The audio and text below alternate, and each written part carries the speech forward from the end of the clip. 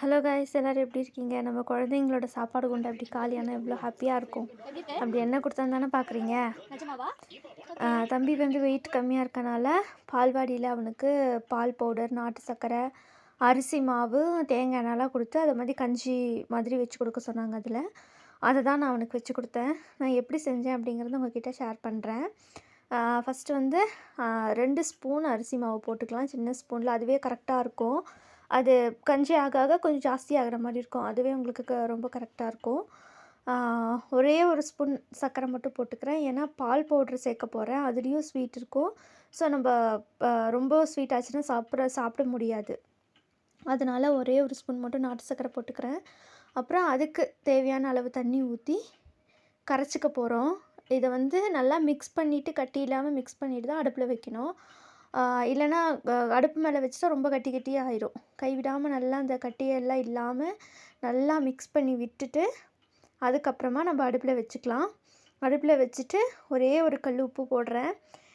எந்த ஸ்வீட்டுக்குமே கொஞ்சம் உப்பு போட்டால் தான் அந்த ஸ்வீட்டோட டேஸ்ட் நம்மளுக்கு நல்லா எடுத்து கொடுக்கும்.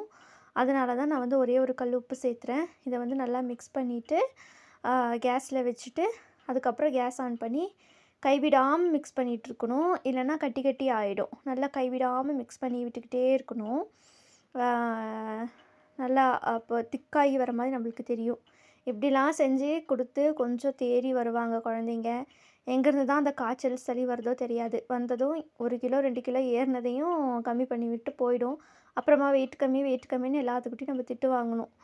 இதெல்லாம் யார் ஃபேஸ் பண்ணியிருக்கீங்கன்றதை சொல்லுங்கள். இந்த மாதிரி பாருங்கள், நல்லா திக்காயிடுச்சா? திக்கானதுக்கப்புறம் என்ன பண்ணணும்னா, பால் பவுடரில் தண்ணி ஊற்றி மிக்ஸ் பண்ணணும். மிக்ஸ் பண்ணாமல் அப்படியே பால் பவுடரை போட்டோன்னா அது நம்மளுக்கு கட்டி கட்டியாக அங்கங்கே நிற்கும். அதனால் அதில் கொஞ்சமாக தண்ணி ஊற்றி நல்லா மிக்ஸ் பண்ணிக்கணும்.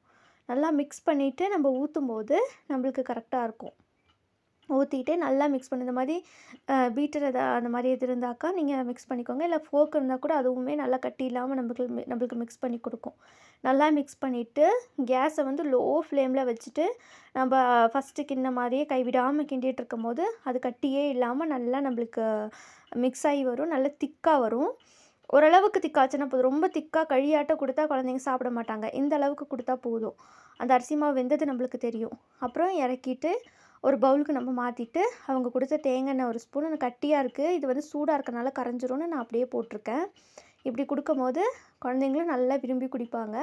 வெயிட் கெயினும் ஆகும். யூஸ் பண்ணுங்கள். வீடியோ பிடிச்சிருந்தா லைக் பண்ணுங்கள். தேங்க்யூ.